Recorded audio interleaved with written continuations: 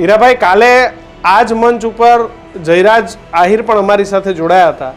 એમને કીધું કે ભાઈ અમારે કોઈ લેવા દેવા નથી. આખી વાતમાં પોલીસનું જે સ્ટેટમેન્ટ આવ્યું પછી એમની સાથે વાત કરી, કારણ કે પોલીસ કે એ ઓથેન્ટિક, અમે પણ ઓથેન્ટિસિટી વાળું રાખતા હોય છે અને બધા એને માન્ય રાખતા હોય છે, એટલે અમે એમને કાલ બપોર સુધી સમાચાર એટલા માટે જ નતા ચલાવ્યા.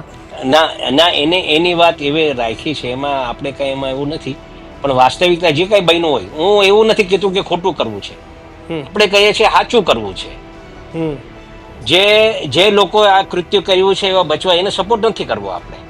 કોઈ સમાજ અસામાજિક નથી હોતો, એક વાત હંમેશા, કોઈ સમાજના વિરોધી અમે નથી, કોઈ સમાજ અસામાજિક નથી હોતો, વ્યક્તિઓ અસામાજિકો હોય છે.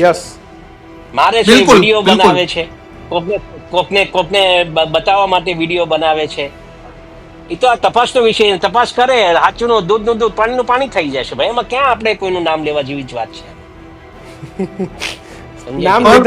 આની રજૂઆત અમે કરશું, અમારું આ જ કહેવાનું છે, જે સાચું એ કરશું. અને આમાં હીરાભાઈ, આજે તમે ખાલી નિવેદન જ આપ્યું કે તમે ગાંધીનગર સુધી ફોનમાં રજૂઆત કરી દીધી? તમારી ડેપ્યુટી સીએમ કે કોઈ સાથે વાત થઈ? મેં બધાય સાથે વાત કરી છે. હું કાંઈ બાકી નથી રાખવાનો મારા ભાઈ. હું કરીશ અને આગળ સુધી જઈશ. હજુ મુખ્યમંત્રી સાહેબ થી પણ મળીશું. સોમવારે મેં મોટાભાઈ પરશુરામભાઈ સોલંકી સાહેબ સાથે વાત કરી. ભાઈ અહીંયા ગુજરાતમાં છે નહીં, બહાર છે. અને ભાઈને અહીંથી ફોન કરીને મેં કીધું ભાઈ તમને મારા સાથે આવવું પડશે. મેં કીધું આ પ્રશ્ન સમાજનો છે અને હું ગાંધીનગર સોમવારે આવું છું. મારા સાથે ગૌતમભાઈ હતા ધારાસભ્ય, મારા સાથે આરસીભાઈ મકવાણા હતા, મારા સાથે શિવાભાઈ ગોહિલ હતા, મારા સાથે મનુભાઈ ચાવડા હતા. આ બધા આગેવાનો સાથે ત્યાં આવ્યા અને આ આગેવાનો સાથે જઈને અમે ત્યાં રજૂઆત કરવાના છે.